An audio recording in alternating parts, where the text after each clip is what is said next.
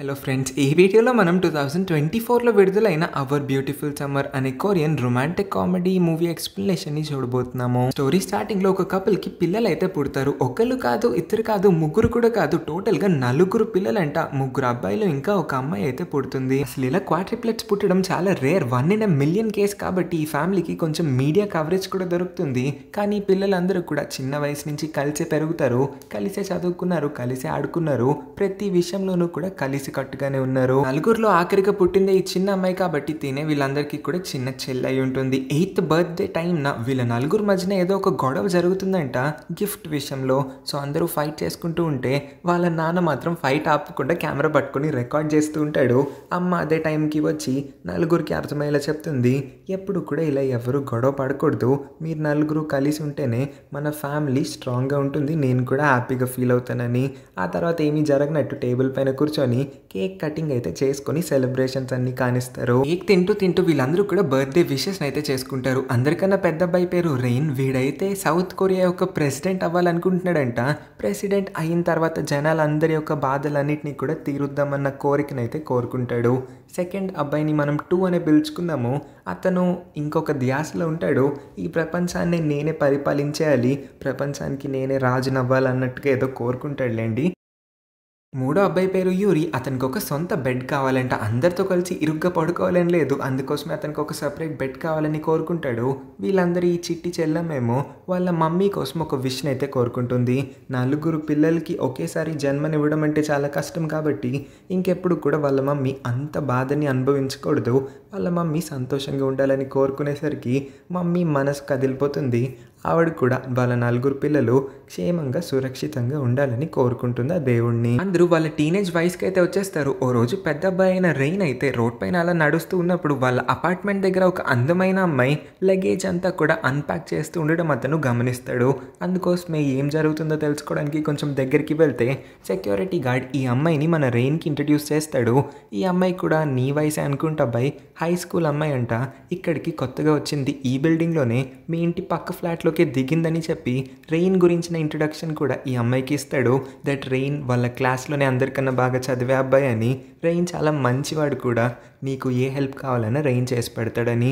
కానీ ఇంట్రడక్షన్ ఏమీ పట్టించుకోకుండా ఈ అమ్మాయి మన హీరోయిన్ అయితే చాలా పొగరుగా అక్కడి నుంచి వెళ్ళిపోతుంది తన సామాన్లు తీసుకొని. రెయిన్ హీరోయిన్ చేతిలో ఉన్న సామాన్లు తీసుకొని తనకి కొంచెం బరువు తగ్గిద్దాం అనుకుంటాడు. కానీ ఏం అక్కర్లేదు, నా సామాన్లు నేను మోసుకోగలను, వేరే వాళ్ళ చేతులు నా సామాన్ల పైన పడితే నాకు అది నచ్చదని చెప్పి తను తన ఇంటి లోపలికి అయితే వెళ్ళిపోతూ ఉంటుంది. ఇక్కడే రెయిన్, ఇదిగో చూడు, నేను నీ ఇంటి పక్కనే ఉంటున్నాను, నీకేం హెల్ప్ కావాలని నన్ను అడగొచ్చు, మన ఇద్దరం ఇకపై నుంచి నైబర్స్ కాబట్టి ఎంతైనా అని చెప్తాడు. కానీ హీరోయిన్ మళ్ళీ పట్టించుకోకుండా ఇంటి లోపలికి వెళ్ళిపోతుంది. ఇంటి లోపలికి వచ్చిన రెయిన్ వాళ్ళ రెండో తమ్ముడు 2 ఉన్నాడు కదా, వాడికి చెప్తాడు, మన ఇంటి పక్కన ఒక అదిరిపోయే అమ్మాయి దిగింది, చూడ్డానికి భలే ఉంది అసలని. అనగానే 2కి ఆత్రం ఎక్కువైపోతుంది. అతను ఒక అథ్లీట్ అనమాట, అంటే రన్నింగ్ రేస్ చేస్తూ ఉంటాడు. ఏదో ఒక రోజు రన్నింగ్ కాంపిటీషన్లో ఫస్ట్ రావాలనేది అతని కళ. అందుకోసమే ప్రాక్టీస్ కూడా ఉంది. ప్లే గ్రౌండ్కి ఎలాగో వెళ్ళాలి కాబట్టి ఈ వంకతో అటువైపుగా వెళ్ళి అసలు ఆ అమ్మాయి ఎలా ఉందో చూద్దాం అనుకుంటాడు. తొంగి తొంగి డోర్ నుంచి వంగి వంగి చూస్తాడు ఆ అమ్మాయిని. తను ఇటువైపుకి తిరిగేసరికి ఆ అందం తట్టుకోలేకపోతాడు అనుకుంటా, ఒక్కసారిగా వెనక్కి పడిపోతాడు. దానివల్ల హీరోయిన్ యొక్క ఒక ఫ్యామిలీ ఫోటో ఫ్రేమ్ అయితే కింద పడి పగిలిపోతుంది. సారీ నేను చూసుకోలేదు, నా వల్ల ఇది ఇరిగిపోయింది కాబట్టి నేను నీకు దీనికి కావాల్సిన డబ్బులు ఇచ్చేస్తాను, లేకపోతే ఈ ఫోటో ఫ్రేమ్ని నేను షాప్కి తీసుకువెళ్ళి ఫిక్స్ చేయమంటావని అడిగితే, ఏం అక్కర్లేదు ప్లీజ్, నువ్వు ఇక్కడి నుంచి వెళ్ళిపోవా, ఈ పని ఏదో నేను చూసుకుంటానులే, అయినా సరే ఈ ఫోటో నేను చెత్త కుప్పలోనే పడేద్దాం అనుకుంటున్నాను, విరిగిపోయినా నాకేం పర్లేదని అంటుంది. హీరోయిన్ కొత్త ఇంట్లోకి దిగింది కాబట్టి కాసేపటికి హీరోయిన్ని చూడడానికి వాళ్ళ మమ్మీ అయితే వస్తుంది. చూస్తే వాళ్ళ మమ్మీ ఇప్పుడు ప్రెగ్నెంట్ అంట. విషయం ఏంటంటే హీరోయిన్ వాళ్ళ అసలైన పేరెంట్స్కి డివోర్స్ అయిపోయిందంట. హీరోయిన్ కన్న తండ్రి వాళ్ళని వదిలేసి వెళ్ళిపోయి ఉంటాడు. ఆ తర్వాత వాళ్ళ మమ్మీ రీసెంట్గా ఎవరినో చూసుకొని పెళ్లి చేసుకుంది. అందుకే ఇప్పుడిప్పుడే తను కూడా ప్రెగ్నెంట్ అయిందంట. హీరోయిన్కి వాళ్ళ మమ్మీ ప్రెజెన్స్ ఈ ఇంట్లో అస్సలు ఇష్టం లేదు కాబట్టి, అమ్మ ఇప్పుడంటే వచ్చావు కానీ తర్వాత మళ్ళీ రావద్దు, లేకపోతే నీ హస్బెండ్ కూడా ఇక్కడికి వస్తాడు, నాకు అదంతా ఇష్టం లేదు, నన్ను ప్రశాంతంగా వదిలే అని చెప్తుంది. చూస్తే ముగ్గురు అబ్బాయిలు ఏ స్కూల్లో, ఏ క్లాస్ రూమ్లో, ఏ సెక్షన్లో అయితే చదువుతున్నారో అదే సెక్షన్లోకి మన హీరోయిన్ కూడా ఎంట్రీ ఇస్తుంది. న్యూ ట్రాన్స్ఫర్ స్టూడెంట్ అయినాక అయితే టీచర్ అందరికీ తనని ఇంట్రడ్యూస్ చేసి ఒక సీట్ని అయితే అలాట్ చేస్తుంది. ముగ్గురు బాగానే ఎక్సైట్ అవుతారు, కానీ అందరిలో కల్లా రెయిన్కి ఎందుకో కొంచెం మన హీరోయిన్ పైన ఇంట్రెస్ట్ బాగా ఎక్కువైనట్టుంది కాబట్టి తెగ మురిసిపోతూ ఉంటాడు. కాసేపటికి టీచర్ అయితే రెయిన్ దగ్గరికి వచ్చి కొంచెం మన స్కూల్ ఇంకా ప్లే గ్రౌండ్ అన్నిటినీ కూడా ఈ అమ్మాయికి చూపించు రెయిన్ అని చెప్పి అయితే వెళ్ళిపోతుంది. ఎందుకంటే రెయిన్ వాళ్ళ క్లాస్ మానిటర్, అందరికన్నా బాగా చదివే అబ్బాయి కాబట్టి రెయిన్ అయితే తన్ని స్కూల్ మొత్తం తిప్పి చూపిస్తూ ఉంటాడు. కానీ హీరోయిన్, నేను నిన్నేమన్నా ఇదంతా చేయమని అడిగానే ఏంటి, నాకు అసలు వీటన్నిటి గురించి తెలుసుకోవడంలో ఇంట్రెస్టే లేదని చాలా కోపంగా చెప్పి అయితే వెళ్ళిపోతుంది. తర్వాత హీరోయిన్ క్లాస్ రూమ్కి వచ్చి చూస్తే బెంచెస్ అన్నీ ఖాళీగా ఉంటాయి, స్టూడెంట్స్ ఎవరు కూడా లేరు ఎక్సెప్ట్ ద థర్డ్ బ్రదర్, ఇతనే యూరి అని చెప్పుకున్నాం కదా. ఇతను హెడ్ ఫోన్స్ పెట్టుకొని అయితే ఒంటరిగా క్లాస్లో కూర్చున్నాడు. అందరూ ఎక్కడికి వెళ్ళారని హీరోయిన్ అయితే అతని దగ్గరికి వచ్చి అడుగుతుంది, కానీ యూరి సమాధానమే చెప్పట్లేదు. ఏమైంది అబ్బాయికి, నేను ఒక క్వశ్చన్ అడిగినా సరే ఎందుకు నాతో మాట్లాడట్లేదు, నాకన్నా యాటిట్యూడ్ ఎక్కువ ఉందా ఏంటి అని తన మనసులో అనుకుంటుంది. అప్పుడే వాళ్ళ క్లాస్మేట్ అయిన ఒక అమ్మాయి అయితే వచ్చి, లేదు నువ్వు తప్పుగా అర్థం చేసుకోకు, యూరి ఒక సంవత్సరం నుంచి ఎవరితోనూ కూడా ఏం మాట్లాడట్లేదు, అతనికి జరిగిన ఒక ట్రామాటిక్ ఇన్సిడెంట్ వల్ల అతను నోరు పడిపోయిందని అందరూ కూడా భావిస్తూ ఉన్నారు, ఆల్మోస్ట్ మూగవాడిలాగా మారిపోయి ఉన్నాడు అని చెప్పిన తర్వాత హీరోయిన్ కూడా కొంచెం బాధపడుతుంది అతన్ని తలుచుకొని. క్లాస్ రూమ్లో ఒంటరిగా ఉన్న యూరికి నిద్ర అయితే వస్తుంది. ఆ నిద్ర మధ్యలోనే అతనికి ఒక చిన్న డ్రీమ్ కూడా వస్తుంది. ఆ డ్రీమ్లో బ్రిడ్జ్ పైన ఒక అమ్మాయి గొడుగు పట్టుకొని నుంచొని ఉండడం అయితే మనం చూడగలుగుతాము. హీరోయిన్ వాళ్ళ ఇంటి దగ్గరలోనే ఉన్న ఒక కాఫీ షాప్కి అయితే వెళ్తుంది. ఈ కాఫీ షాప్ ఓనరే హీరోయిన్ యొక్క అసలైన తండ్రి. ఈ పెద్ద మనిషి ఉన్నాడు కదా, హీరోయిన్ని చిన్న వయసులో ఉన్నప్పుడే వదిలేసి వెళ్ళిపోయాడంట. అప్పటి నుంచి ఇప్పటి వరకు హీరోయిన్ని కలవడానికి మళ్ళీ రాలేదు కాబట్టి హీరోయిన్ ఇంత పెద్దదైపోయింది. ఇప్పుడు అతను హీరోయిన్ని గుర్తు కూడా పట్టలేకపోతున్నాడు. కానీ హీరోయిన్కి ఎంతైనా నాన్న అంటే చిన్నప్పటి నుంచి ఇష్టం కాబట్టి తను అప్పుడప్పుడు ఇలాగ వాళ్ళ నాన్నని దూరం నుంచన్నా దగ్గర నుంచన్నా చూసి వెళ్ళిపోవడానికి అయితే వస్తూ ఉంటుంది. కానీ ఏ రోజు నేను నీ కూతురునన్న విషయాన్ని మాత్రం అతనికి తెలియపరచలేదు. ఇంటికి వచ్చి చూస్తే వాళ్ళ మమ్మీ కొత్తగా పెళ్లి చేసుకుంది కదా ఇంకొక హస్బెండ్ని, అతనైతే వచ్చి మన హీరోయిన్ పైన అరుస్తూ ఉంటాడు. నువ్వెందుకు మీ అమ్మను తిప్పించుకుంటున్నావు, నీ వల్ల మీ అమ్మ ఎంత స్ట్రెస్ అనుభవిస్తుందో తెలుసా, ఈ టైంలో మీ అమ్మని నువ్వు ఇలా ఇబ్బంది పెట్టకూడదని ఏది పడితే అది మాట్లాడుతూ ఉంటాడు.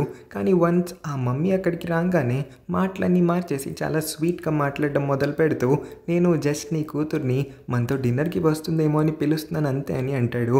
ఏం పాప వస్తావని అడిగితే, నేను రాను, మీరు వెళ్ళిపోండి, అమ్మాయి ఇక పై నుంచి నువ్వు ఇక్కడికి రావద్దు, ఆల్రెడీ నీకు చెప్పాను కదా రావద్దని, అయినా సరే నువ్వే ఇక్కడికి వచ్చావు, ఇప్పుడు చూడు మీ ఆయన ఏమంటున్నాడో అని. సరేలే మీ ఇద్దరు ఇక్కడి నుంచి వెళ్ళిపోండి, మళ్ళీ రాకండి అని చెప్తానైతే లిఫ్ట్ ఎక్కి వచ్చేస్తూ ఉంటుంది తన రూమ్కి. అదే లిఫ్ట్లో హీరోయిన్తో పాటు యూరి కూడా వస్తాడు. ఇద్దరు దిగాల్సింది ఒకే ఫ్లోర్లో అయినా సరే యూరి మాత్రం దిగిపోతాడు, కానీ హీరోయిన్ ఎందుకో రూఫ్ టాప్ పైకి వెళ్ళిపోతూ ఉంటుంది. యూరి కొంచెం బయటికి వచ్చి అలా రూఫ్ టాప్ పైకి చూసినప్పుడు అతని డ్రీమ్లో కనిపించిన అదే అమ్మాయి ఇమేజ్ అతనికి మళ్ళీ కనిపిస్తుంది.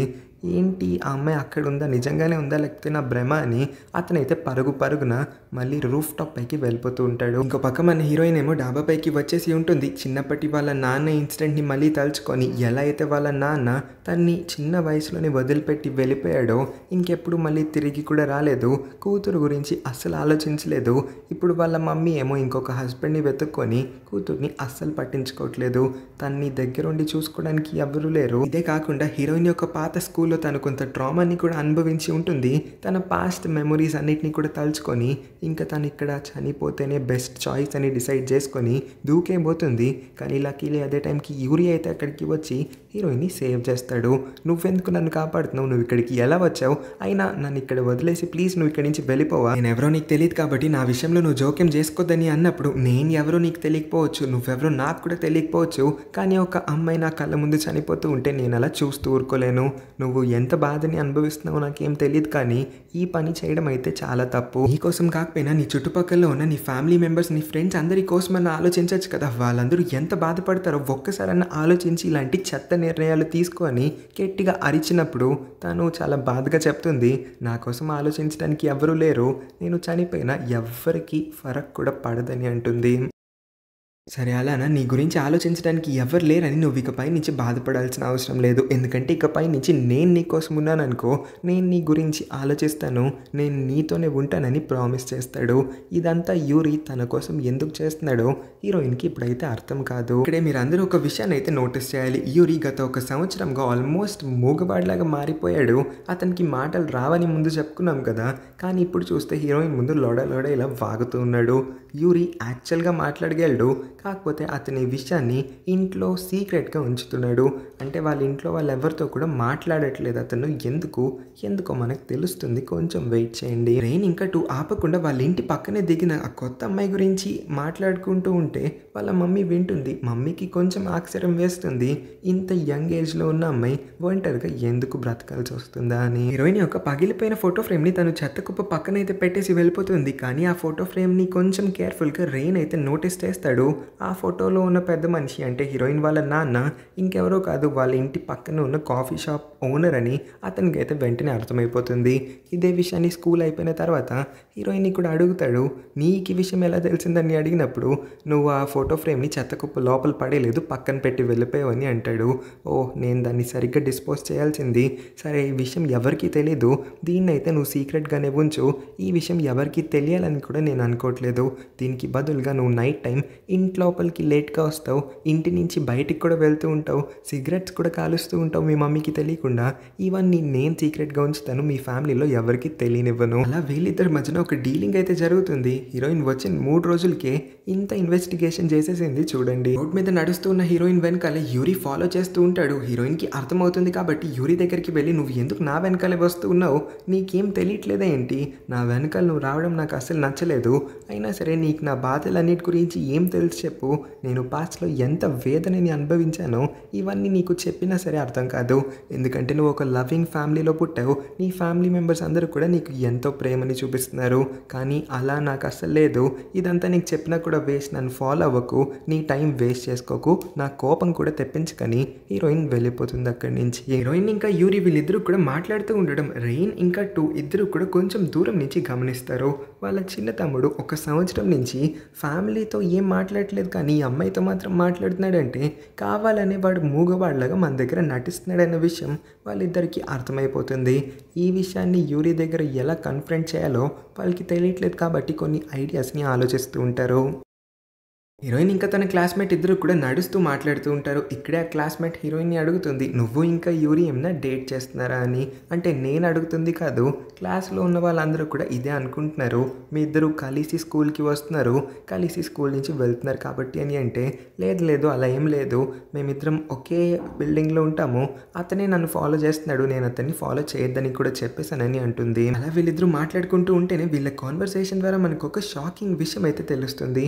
ఈ క్లాస్మేట్ మన హీరోయిన్కి ఆ ఫ్యామిలీ గురించిన అన్ని విషయాలు అయితే చెప్తుంది. ఇక్కడే మనల్ని ఆశ్చర్యపరిచే ఒక విషయం, మీరు ఇప్పటికీ నోటీస్ చేసే ఉండాలి, కానీ నోటీస్ చేయలేదంటే మీరు కూడా ఆశ్చర్యపోతారు. ముగ్గురు అన్న తమ్ముళ్ళు కనిపిస్తూనే ఉన్నారు, కానీ వాళ్ళ చిన్న చెల్లి ఏమైందన్న క్వశ్చన్ మీకు కూడా వచ్చుంటే ఈ క్లాస్మేట్ ఇప్పుడు అదే క్వశ్చన్కి సమాధానం హీరోయిన్కి ఎక్స్ప్లెయిన్ చేస్తూ ఏదో చెప్పడానికి ట్రై చేస్తుంది. సరిగ్గా 1 సంవత్సరం క్రితం వాళ్ళ చెల్లి అయితే ఒక బ్రిడ్జ్ పైకి ఎక్కి అక్కడి నుంచి దూకేసిందంట. అలా ఎందుకు చేసిందన్న విషయం తనకి తెలియదు, కానీ ఆ ఇన్సిడెంట్ తర్వాత నుంచే యూరి ఎవరితోనూ కూడా మాట్లాడట్లేదు. అతని బ్రెయిన్లో ఒక ట్రామా లాగా ఇది మిగిలిపోయింది. క్లాస్మేట్ ఇదంతా చెప్తూ ఉన్నప్పుడే హీరోయిన్కి అసలు విషయం అర్థమవుతుంది. ఆ రోజు తన బిల్డింగ్ పై నుంచి దూకేస్తూ ఉన్నప్పుడు యూరి ఎందుకు అంత ఎమోషనల్ అయ్యి తన్ని అంతలా ఆపడానికి ట్రై చేశాడా అని.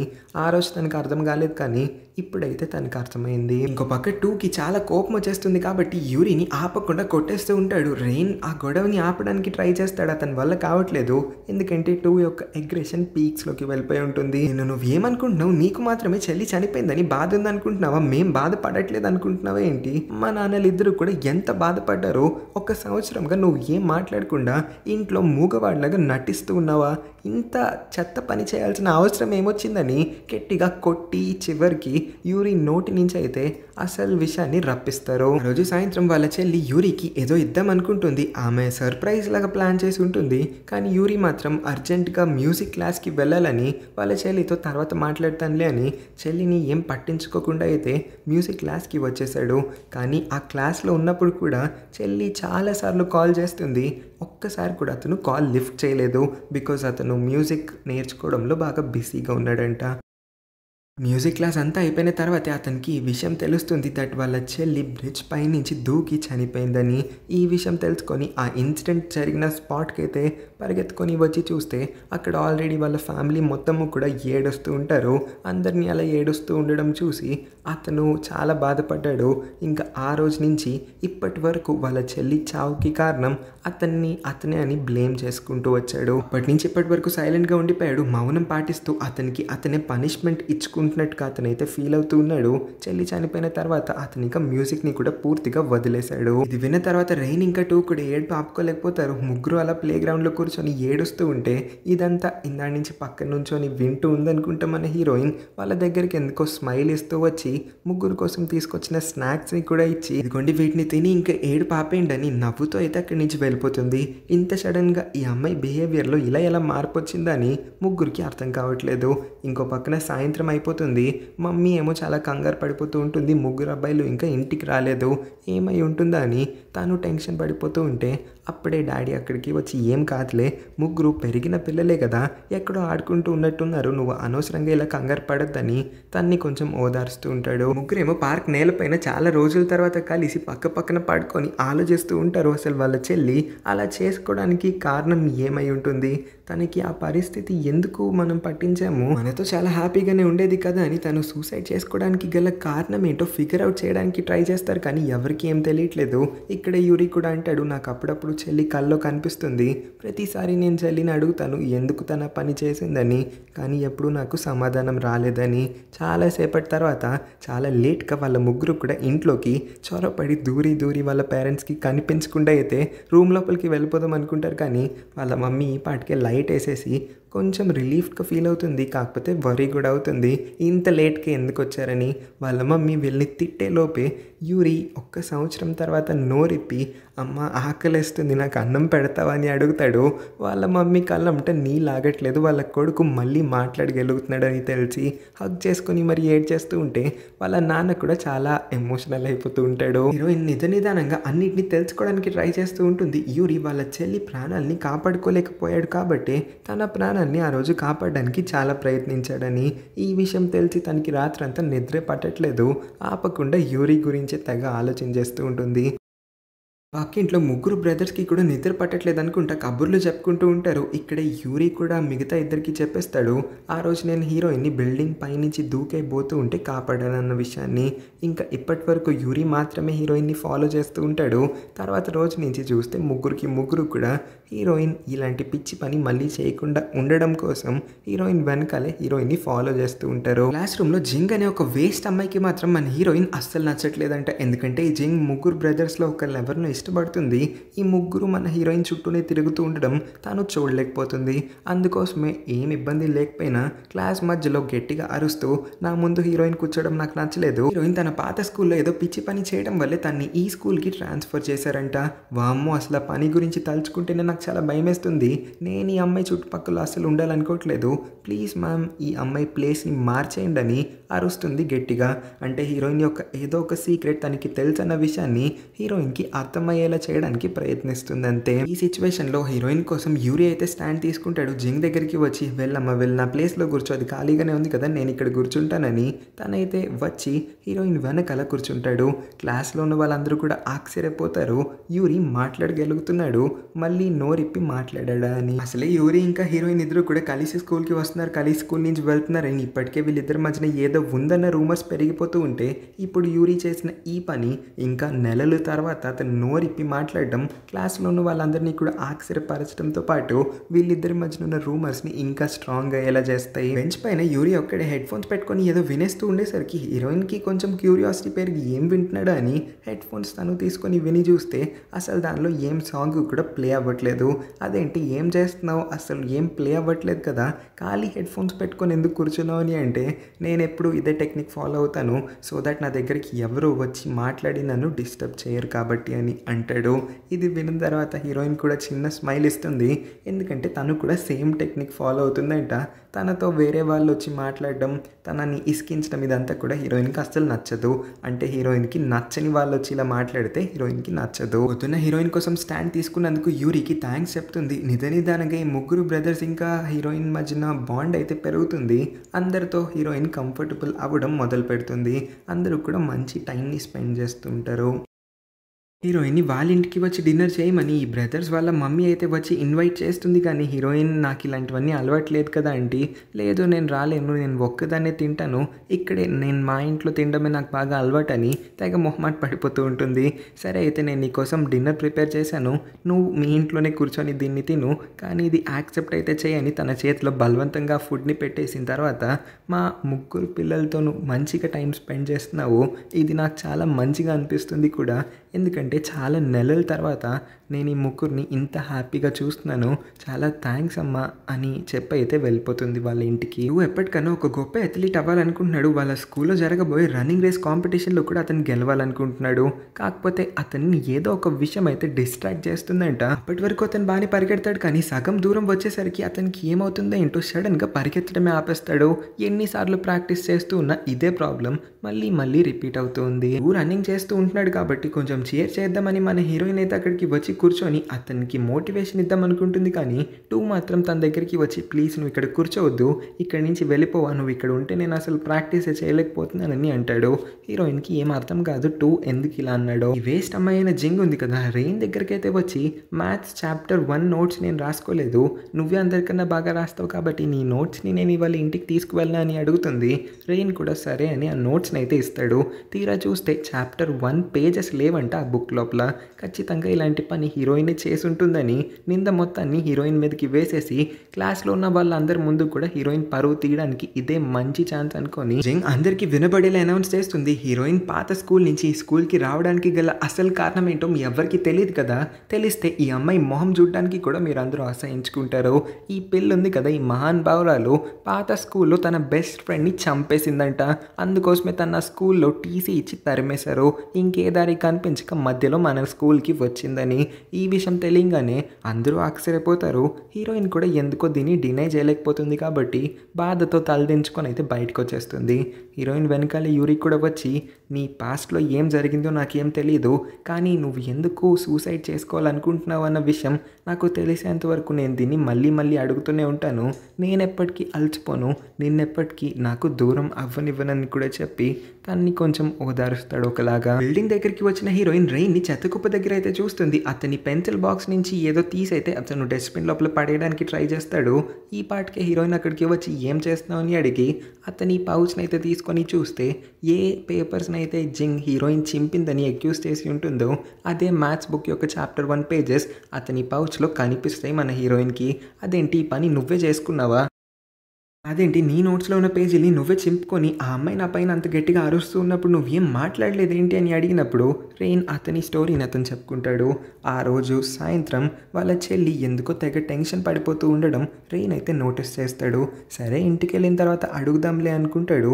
అలా వాళ్ళ చెల్లితో మాట్లాడడానికి 2 అడుగులు ముందుకు వేస్తాడు. ఈ పాటికి జింగ్ అయితే తన దగ్గరికి వచ్చి నాకు నీ మ్యాథ్స్ నోట్స్ కావాలి, కొంచెం ఇస్తావా, రాసుకొని రేపటికల్లా ఇచ్చేస్తానని ఇంకొంచెం అతనితో మాట్లాడడానికి అయితే మళ్ళీ వచ్చిన దారిలోనే క్లాస్ రూమ్కి తీసుకుని వెళ్తుంది. అంతే ఇంకాసేపటికి అతనికి తెలిసే విషాదకరమైన విషయం ఏంటంటే వాళ్ళ చెల్లి ఇకపైన వాళ్ళతో ఉండదు, వాళ్ళ చెల్లి చనిపోయిందని. అందుకోసమే ఆ ఇన్సిడెంట్ తర్వాత నుంచి రెయిన్ ఎప్పుడు కూడా జింగ్కి హెల్ప్ చేయకూడదని అనుకున్నాడు. ఇవాళ కూడా జింగ్ హెల్ప్ అడిగింది కాబట్టి ఏ పేజెస్ని అయితే తను అడిగిందో ఆ పేజెస్ని చింపేసి ఉంటాడు అతనే కావాలని. హీరోయిన్ దగ్గర కూడా ఎవరికి చెప్పుకోలేని కొన్ని బాధలు ఉన్నాయి. వీటన్నిటిని తలుచుకుంటూ నేను ఎంత బాధపడుతూ ఉన్నానో నువ్వు కూడా అదే సిచ్యువేషన్లో ఉన్నావు నాకు అర్థమైంది. ఈ విషయంలో మన ఇద్దరం ఒకేలా ఆలోచిస్తున్నామని హీరోయిన్ అతన్ని ఓదారుస్తుంది. ఆ రోజు రాత్రి హీరోయిన్ వాళ్ళ ఇంటి కాలింగ్ బెల్ మోగుతుంది. ఎవరబ్బా అని డోర్ ఓపెన్ చేసి చూస్తే హీరోయిన్ యొక్క పాత స్కూల్ మేట్స్ అందరూ కూడా వచ్చున్నారంట. వీళ్ళందరూ చూడడానికి రౌడీలా ఉన్నారు. హీరోయిన్ వీళ్ళందరినీ చూసి చాలా భయపడిపోతుంది.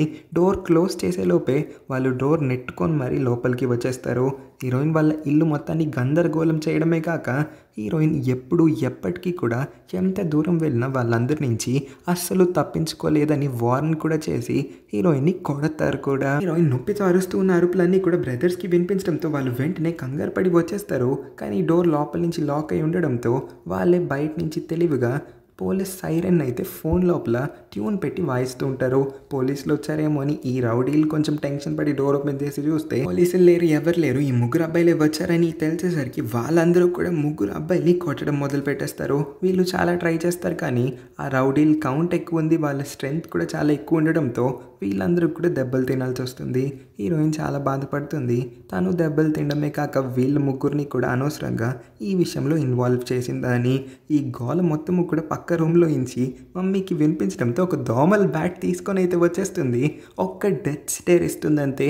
కోపంగా రౌడీలందరి వైపు చూసి మర్యాదగా 5 లెక్క పెట్టేలోపు మీరందరూ ఇక్కడి నుంచి వెళ్ళలేదంటే నేను ఇన్సిడెంట్ మొత్తాన్ని కూడా వీడియో రికార్డింగ్ చేశాను, దీన్ని స్ట్రైట్గా తీసుకెళ్లి పోలీసులకి సబ్మిట్ చేసేస్తాను. ఇప్పుడే కాదు, ఈ అమ్మాయిని ఇబ్బంది పెట్టడానికి మీరు ఇంకెప్పుడు కూడా ఇంటికి రాకూడదు. ఈ బిల్డింగ్లోకి అడుగు పెట్టాలని ఇంకొకసారి ఆలోచించారంటే నా చేతిలో ఉన్న కర్ర విరిగేలా ఒక్కొక్కడి కాళ్ళు ఎరగొడతాను, మర్యాదగా ఇక్కడి నుంచి దొబ్బేయండి అని గట్టిగా అరుస్తుంది.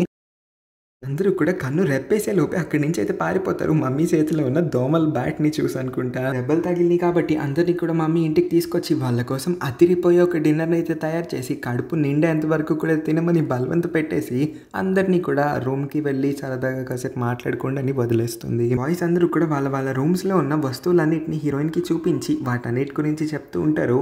ఇక్కడ యూరి యొక్క మ్యూజిక్ నోట్బుక్ని కూడా హీరోయిన్ చూస్తుంది. కానీ యూరి ఇంకా మ్యూజిక్ని ఆపేశాడు కదా, ఈ విషయాన్ని అయితే అతను క్లియర్గా చెప్పేస్తాడు. ఆ రోజు నేను ఆ మ్యూజిక్ క్లాస్కి వెళ్ళుండకపోతే మా చెల్లి కల జరుగుండేది కాదని మళ్ళీ దాని గురించి తలుచుకొని బాధపడతాడు. హీరోయిన్ని మమ్మీ చెల్లి రూమ్కి అయితే తీసుకొని వస్తుంది. ఇవాళ రాత్రికి ఇక్కడే పడుకో అమ్మా, ఈ డోర్ ఓపెన్ చేసి కూడా చాలా నెలలు అయిపోయింది, ఈ రూమ్ లోపలికి రావాలంటే కూడా నాకు చాలా భయం వేస్తుందని వాళ్ళ మమ్మీ కూడా కొంచెం బాధపడుతుంది.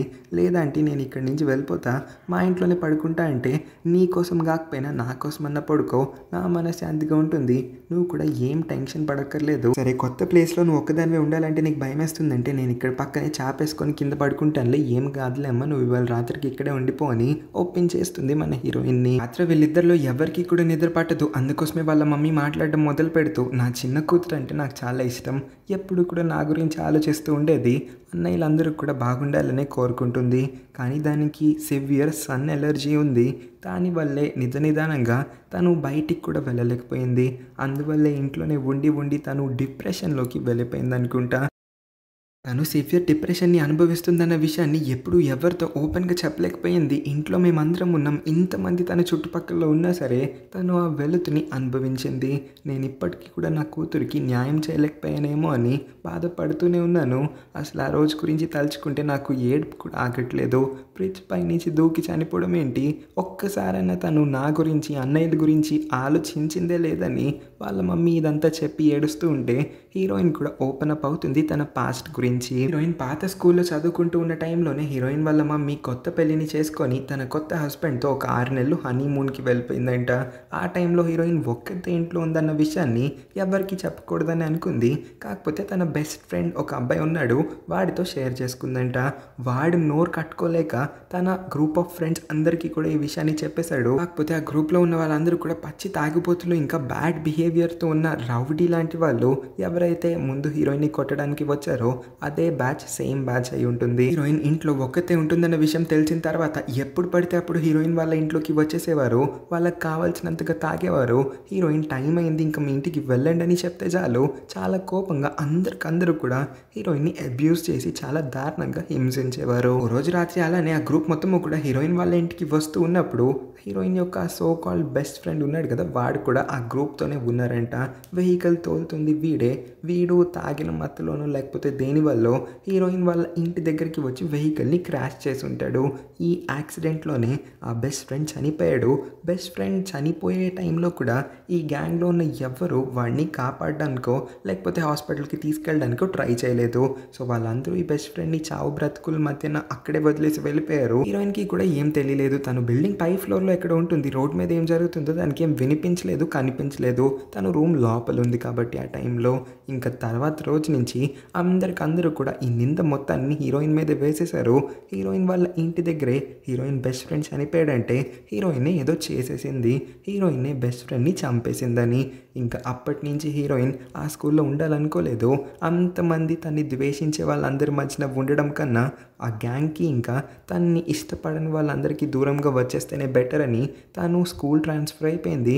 ఇల్లు కూడా మారిపోయి కొత్త ఇంటికి అంటే వీళ్ళ ఇంటి పక్కకి వచ్చిందని తన పాస్ట్ మొత్తాన్ని చెప్పిన తర్వాత మమ్మీ కూడా కంప్లీట్ షాక్ అయిపోతుంది. ఇంత చిన్న వయసులో ఇంత బాధని అనుభవించావని తను కూడా చాలా ఎమోషనల్ అయిపోయి వెళ్ళి గట్టిగా అయితే మన హీరోయిన్ని హక్ చేసుకుంటుంది. కానీ వాళ్ళ మమ్మీ ఎప్పుడు కూడా ఇలా గుండెలకి హత్తుకోలేదు. అలాంటిది ఎవరో ఒక ర్యాండమ్ స్ట్రేంజర్ ఇంత గట్టిగా హక్ చేసుకొని తన బాధ మొత్తాన్ని షేర్ చేసుకొని తన మనసులో ఉన్న బాధని తగ్గించుకునేలా చేయగలిగిందంటే హీరోయిన్కి కూడా ఆనందం ఆగక చాలా ఏడుపు అయితే వచ్చేస్తూ ఉంటుంది. ఇలా మమ్మీ ఇంకా హీరోయిన్ ఇద్దరు కూడా ఏడ్చేస్తూ ఉంటే పక్క రూమ్లో ఇప్పటి వరకు జరిగిన కాన్వర్సేషన్ మొత్తాన్ని కూడా మన ముగ్గురు బాయ్స్ వినేశారంట. వాళ్ళ కళ్ళంట కూడా నీళ్ళాగట్లేదు. ముగ్గురు చాలా ఎమోషనల్ అయ్యి ఏడ్ చేస్తూ ఉంటారు. తర్వాత రోజు పొద్దున్నే అందరి కోసం అయితే మమ్మీ ఉత్సాహంగా బ్రేక్ఫాస్ట్ ప్రిపేర్ చేసేస్తుంది. టిఫిన్ అందరూ నోట్ లోపల కుక్కుకొని మరి టేస్టీగా ఉందని తినేస్తూ ఉంటారు. నాన్న ఇక్కడే ఒక జోక్ కూడా వేస్తాడు, ఏంటి మన ఫ్యామిలీలోకి ఇంకొక మెంబర్ యాడ్ అయ్యారా అని. మమ్మీ ఇంకా హీరోయిన్ ఇద్దరు కూడా పార్క్కి వెళ్తారు. అక్కడ ఉయ్యాల మీద కూర్చొని ఇద్దరు మాట్లాడుకుంటూ ఉంటారు. ఇక్కడే హీరోయిన్ చెప్తుంది, నేను మీ అబ్బాయిల్ని చూసి ఎప్పుడు జెలస్గా ఫీల్ అవుతూ ఉండేదాన్ని, అలాంటి ఫ్యామిలీ నాకెందుకు లేదు, మా మమ్మీ ఎందుకు ఎప్పుడు నన్ను అంతలాగా ప్రేమించలేదని. అని ఇప్పుడు బయట వాళ్ళందరూ కూడా నన్ను చూసి కుళ్ళుకుంటారంట అని అన్న తర్వాత ఎందుకు అలా అంటున్నావు అని మమ్మీ అడుగుతుంది. ఎందుకంటే ఇప్పుడు నాకు కూడా ప్రేమని పంచే ఒక అమ్మ ఉందని ఆవిడ వైపు చూసి అనేసరికి ఆవిడ మనసు కదిలిపోతుంది. ఒక్కసారిగా ఆవిడైతే చనిపోయిన తన చిన్న కూతుర్ని హీరోయిన్ లోపల చూసుకోగలుగుతుంది. తన చిన్న కూతురు కోసం ఏవేవైతే తను చేయలేకపోయిందో అవన్నీ కూడా హీరోయిన్ కోసం చేద్దామని నిర్ణయించేసుకుంటుంది. ఇంకా ప్రతిరోజు కూడా తను హీరోయిన్ని తన కూతురులానే ట్రీట్ చేయడం మొదలుపెట్టింది. చిన్న కూతురు రూమ్ లోపలికి ఈ మధ్య కాలంలో అసలు వెళ్ళని కూడా వెళ్ళలేదు. అలాంటిది ఆ రూమ్ విండోలు ఓపెన్ చేసి కర్టెన్లన్నింటినీ క్లీన్ చేసి రూమ్ మొత్తాన్ని కూడా సర్దేసి చాలా హ్యాపీగా ఉంటుంది. రోజుట్లాగా కాకుండా ఎందుకో చేసే చిన్న పని అయినా సరే తను జాయ్ని వెతుక్కోగలుగుతుంది. ఎంతో సంతోషంగా ఉండగలుగుతుంది. ఇప్పుడు హీరోయిన్ యూరిని కన్విన్స్ చేయడానికి ట్రై చేస్తుంది. జరిగిందేదో జరిగిపోయింది, నువ్వు మళ్ళీ మ్యూజిక్ ప్లే చేయొచ్చు కదా అని. కానీ యూరి ఇదే టైంకి అతని దగ్గర ఉన్న అతని మ్యూజిక్ నోట్స్ ఇంకా మ్యూజిక్కి సంబంధించినవన్నీ కూడా చెత్త కుప్పలో పడేయడానికి వచ్చున్నాడు. అవన్నీ అక్కడ పక్కన ఎక్కడో పడేసి అతనైతే ఇంట్లోపలికి వెళ్ళిపోయాడు. రాత్రి 2 కూడా వీళ్ళందరికీ చెప్తాడు, అతను ఎప్పటి నుంచో ప్రిపేర్ అవుతూ ఉన్న ఆ రన్నింగ్ రేస్లో అతను పార్టిసిపేట్ చేయాలనుకోవట్లేదు. అతను విత్డ్రాల్ కూడా చేసేసాడు అతని అప్లికేషన్ అని. ఎందుకంటే అతను పరిగెడుతున్నాడు ముందు బాగానే, కాకపోతే మిడిల్ వరకు వచ్చేసరికి అతనికి ఒక్కసారిగా మెటల్ పైన వాళ్ళ చెల్లి కూర్చొని ఉండడం కనిపిస్తుంది. నాకు ఇంకా గుర్తుంది, చెల్లి బ్రతికున్నప్పుడు ప్రతిసారి కూడా నన్ను చీర్ చేయడానికి అక్కడికి గొడుగు పట్టుకొని వచ్చేది. అసలే తనకి సన్ అంటే పడదు కదా, ఎండ ఎక్కువ ఉంటే తను అసలు తట్టుకోలేదు కాబట్టి నా కోసం వచ్చి ఎండలో కూర్చొనేది. అదే అంబ్రెల్లా పట్టుకొని ఎల్లో కలర్ది, అదే ఎల్లో కలర్ అంబ్రెల్లాని ఇప్పుడు హీరోయిన్ కూడా పట్టుకొని వచ్చి అక్కడే కూర్చుంటుంది మెట్ల పైన. అందుకోసమే నేను ప్రాక్టీస్ చేయలేకపోయాను. ఆ రోజు నిన్ను అక్కడి నుంచి వెళ్ళిపోమని చెప్పింది కూడా అందుకే అని అంటాడు.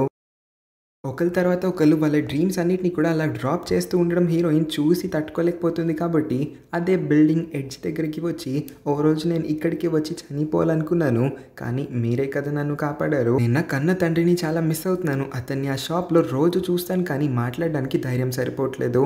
మా స్టెప్ ఫాదర్కి నేను అసలు నచ్చను, ఎప్పుడు నన్ను తిడుతూనే ఉంటాడు, కానీ మా మమ్మీ ముందు మంచిగా యాక్ట్ చేస్తాడు. అందుకోసమే నేను వాళ్ళతో ఉండాలని అనుకోలేదు. ఇవన్నీ కూడా ఇప్పుడు నాకు అనవసరం, ఎందుకంటే నాకు వాటికన్నా ఇంపార్టెంట్ది ఒకటి దొరికింది, అదే మీ అందరి యొక్క ప్రేమ అని చెప్తుంది. సో నేను ఎలా అయితే పాస్ట్ మొత్తాన్ని మర్చిపోయి నా ఫ్యూచర్ గురించి ఆలోచిద్దాం అనుకుంటున్నానో, మీరందరూ కూడా మీరు ఏం అవ్వాలనుకుంటున్న దాని గురించి మాత్రమే ఫోకస్ చేయండి. మనం గతాన్ని ఎప్పటికీ మార్చలేమని వాళ్ళందరినీ కూడా మోటివేట్ చేస్తుంది. యూరి చెత్తకుప్పలో పడేసిన మ్యూజిక్ నోట్బుక్ని హీరోయిన్ నిన్నే తీసి ఆమె రూమ్కి అయితే తెచ్చుకొని ఉంటుంది. ఒకసారి ఆ నోట్బుక్లో ఏముందా అని ఓపెన్ చేసి చూస్తే తాను షాక్ అయ్యే విషయం కనిపిస్తుంది. ఎందుకంటే ఆ చిన్న చెల్లి చనిపోయే రోజు ఇదే నోట్బుక్లో ఒక లెటర్ని అయితే రాసి పెట్టిందంట. ఏంటబ్బా ఇది అని ఆ నోట్బుక్ని అయితే తీసుకుని వెళ్ళి యూరికే చూపిస్తుంది. ఇదిగో చూడు, నీకోసం చిన్న సర్ప్రైజ్ అనుకుంటా అని. యూరి దాన్ని చూసి ఆశ్చర్యపోతాడు పూర్తిగా. ఎందుకంటే వాళ్ళ చెల్లి ఆ రోజు అతన్ని ఆపి ఉంటుంది కదా మ్యూజిక్ క్లాస్కి వెళ్ళే ముందు. యాక్చువల్లీ వాళ్ళ చెల్లి ఎప్పటి నుంచో తన పాకెట్ మనీని స్పెండ్ చేయకుండా, ఒక్క రూపాయి కూడా ఖర్చు పెట్టకుండా మొత్తం దాచుకుంటూ వచ్చిందంట. ఎందుకంటే వాళ్ళ యూరి అన్నయ్యకి ఒక మ్యూజిషియన్ అంటే చాలా ఇష్టం. అతని నీ కాన్సర్ట్కి వెళ్ళాలని ఎప్పటి నుంచో ఆశపడుతున్నాడు. వాడు ఎలాగో పాకెట్ మనీ సేవ్ చేసుకోవట్లేదు కాబట్టి నేనే ఆ కాన్సర్ట్ టికెట్ కొనేసిద్దాం అనుకొని తనైతే ఆ రోజు టికెట్ కొనుంటుంది. దాన్ని సర్ప్రైజ్గా వెనక కూడా పెట్టుకొని ఉంటుంది. యూరికి ఇద్దాం అనుకునే టైంకి యూరి వాళ్ళ చెల్లి మాట వినిపించుకోకుండా అయితే మ్యూజిక్ క్లాస్కి పరిగెత్తేశాడు. నేను చనిపోయిన తర్వాత నువ్వు ఎలాగో ఈ మ్యూజిక్ నోట్బుక్ని ఖచ్చితంగా ఓపెన్ చేస్తావు కాబట్టి ఈ టికెట్ని ఇక్కడే ఉంచుతున్నాను. నువ్వు ఎప్పటికన్నా ఈ మ్యూజిక్ కాన్సర్ట్కి వెళ్ళగలుగుతావు. అంతకు మించి నీ మ్యూజిక్ అంటే కూడా నాకు చాలా ఇష్టం అన్నయ్య. మంచి సాంగ్స్ రాస్తావు. అసలు నేను వాటన్నిటిని చదివి ఇలాంటి ఐడియాస్ ఎలా వస్తాయి మా అన్నయ్య కానీ ఎప్పుడు కూడా ఆశ్చర్యపోతూ ఉండేదాన్ని. నువ్వు మాత్రం మ్యూజిక్ ఎప్పుడు స్టాప్ చేయకన్నయ్య. నువ్వు కూడా నీ ఫేవరెట్ సింగర్ అంత గ్రేట్ సింగర్ అవ్వాలి. ఇదే నా కోరిక అని తనైతే రాసిన తర్వాత ఈ విషయాన్ని ఇంకొక ఇద్దరు అన్నయ్యలకి తెలియనివ్వకు. వాళ్ళకి తెలిసిందంటే నేను నా డబ్బులు మొత్తాన్ని నీకే ఇచ్చేస్తున్నానని, నీకే ఎక్కువ ఫేవర్ చేస్తున్నానని, నువ్వంటేనే నాకు అందరికన్నా ఎక్కువ ఇష్టం అని వాళ్ళు అనుకుంటారు. కానీ నాకు అలా ఏం లేదు. కాకపోతే నీ దగ్గర ఇంత మంచి డ్రీమ్ ఉన్నప్పుడు నీ డ్రీమ్ని సపోర్ట్ చేయడమే నా డ్రీమ్ కూడా అవుతుంది కాబట్టి నీకోసమే హెల్ప్ చేస్తున్నానని రాస్తుంది. ఒక్కొక్క పదం ఒక్కొక్క సెంటెన్స్ చదువుతూ ఉన్నప్పుడు యూరి కళ్ళమ్మట నీళ్ళు అసలు ఆగట్లేదు. వాళ్ళ చెల్లి తన కోసం ఎంత చేయాలనుకుంది కానీ తను మాత్రం వాళ్ళ చెల్లిని పూర్తిగా పట్టించుకోకుండా ఆ రోజు చాలా ఇగ్నోరెంట్గా బిహేవ్ చేశాడు. అతను చేసింది ఎంత పెద్ద తప్పో ఇప్పటికీ తెలుసుకుంటాడు. కానీ ఇప్పుడు ఏం తిరిగి చేయడానికి కూడా వాళ్ళ చెల్లి లేదు కాబట్టి అలా పడి మరీ ఏడ్చేస్తూ ఉంటారు. చుట్టుపక్కల ఉన్న వాళ్ళందరూ కూడా ఓదార్చడానికి ట్రై చేస్తూ ఉంటారు. సో వాళ్ళ చెల్లి కోరుకుంది కాబట్టి యూరి అయితే ఖచ్చితంగా మళ్ళీ అతని మ్యూజిక్ కెరీర్ని రివైవ్ చేద్దామని నిర్ణయించుకుంటాడు. అతని పుస్తకాలు ఇంకా వస్తువులన్నింటినీ కూడా గ్యాదర్ చేసుకోవడం మొదలుపెట్టాడు. నేను కూడా హీరోయిన్ కోసం ఏదో ఒకటి చేద్దాం అనుకుని కాఫీ షాప్ ఓనర్ దగ్గరికి వెళ్ళి ఇప్పటి వరకు జరిగిన స్టోరీ మొత్తము చెప్పి హీరోయిన్ మీ కూతురు, ఆమెని కలవండి ఒకసారి స్కూల్కి వచ్చి అని కూడా అంటాడు. ఆయన కూడా అతని కూతుర్ని ఎప్పటి నుంచో కలుద్దాం అనుకున్నాడు కానీ వాళ్ళు ఎక్కడున్నారో అతనికి తెలియకుండా పోయింది. తన కన్న తండ్రి ఫస్ట్ టైం తన్ని స్కూల్ నుంచి పిక్ చేసుకోవడానికి ఆమె దగ్గరికి రావడం చూసిన హీరోయిన్ చాలా ఆనందపడిపోతుంది. తండ్రి కూతుర్లు ఇద్దరు కూడా రీయూనైట్ అయిపోవడం వెనక నుంచి రెయిన్ చూసి కూడా హ్యాపీగా ఫీల్ అవుతాడు. కూడా విత్డ్రా చేసిన అప్లికేషన్ని తిరిగి మళ్ళీ సబ్మిట్ చేస్తాడు. ఈసారి రన్నింగ్ రేస్లో పరిగెత్తి పార్టిసిపేట్ చేయడం మాత్రమే కాదు గెలిచేయడం కూడా గెలిచేస్తాడు. అలా యూరి వాళ్ళ జీవితంలోకి రావడం, వాళ్ళందరితో టైం స్పెండ్ చేయడం, వాళ్ళందరినీ ఎనఫ్గా మోటివేట్ చేయడం వల్ల అందరూ వాళ్ళు డ్రాప్ చేసిన డ్రీమ్స్ అన్నిటినీ కూడా మళ్ళీ నిదానంగా క్యాచప్ చేస్తూ ఉన్నారు. వాళ్ళ బ్రదర్స్ అందరి బర్త్డే కావడంతో మమ్మీ అయితే కేక్ తీసుకొని వస్తుంది. కేక్ కటింగ్ సెలబ్రేషన్ స్టార్ట్ అవుతుంది. ఇక్కడే హీరోయిన్ ఒక సర్ప్రైజింగ్ విషయాన్ని చెప్తుంది. ఇవాళ తన బర్త్డే కూడా అంట. వాట్ ఏ సర్ప్రైజ్ అని అందరూ కూడా ఆశ్చర్యపోతారు. ఇదే కాక మమ్మీ లోపల అనుకుంటుంది, ఆ దేవుడే నా చిన్న కూతుర్ని మళ్ళీ నా జీవితంలోకి పంపించాడు అనుకుంటా ఈ హీరోయిన్ రూపంలో అని. హీరోయిన్ కూడా తన జీవితంలో ఎప్పుడు లేనంత ఆనందంగా అయితే ఉంటుంది. ఇంకా తన మనసులో ఏ బాధ కూడా లేదు. తను ఇకపై నుంచి ఎవరితో ఉండాలనుకుంటుందో కూడా నిర్ణయించేసుకుందంట. ఇంకా లైఫ్ లాంగ్ వీళ్ళందరితోనే కలిసి జీవిద్దామని తను బలంగా గట్టిగా అయితే ఫిక్స్ అయిపోయింది. అందరికందరూ కూడా కేక్ కట్ చేసుకొని ఫుల్ సెలబ్రేషన్స్ చేసుకుంటారు. ఇదే హ్యాపీ ఫ్యామిలీ యొక్క హ్యాపీ మూమెంట్స్ అన్నిటిని కూడా చూపించి ఈ స్టోరీని కూడా అంతే హ్యాపీగా అయితే ఎండ్ చేస్తారు. మీ అందరికీ ఈ స్టోరీ ఎలా అనిపించిందో కింద కామెంట్ చేయండి. నా ఎక్స్ప్లెనేషన్ ఇంకా ఈ మూవీ మీకు నచ్చినట్లయితే ఈ వీడియోకి ఒక లైక్ చేసి మన ఛానల్ని కూడా సబ్స్క్రైబ్ చేసుకోండి. పక్కన ఉన్న నోటిఫికేషన్ బెల్ని కూడా ఆన్లో పెట్టుకొని మన నెక్స్ట్ వీడియోస్ ఇంకా పాత వీడియోస్ ఇంట్రెస్ట్ ఉంటే కూడా చెక్ చేయడానికి ట్రై చేయండి. Thank you for watching.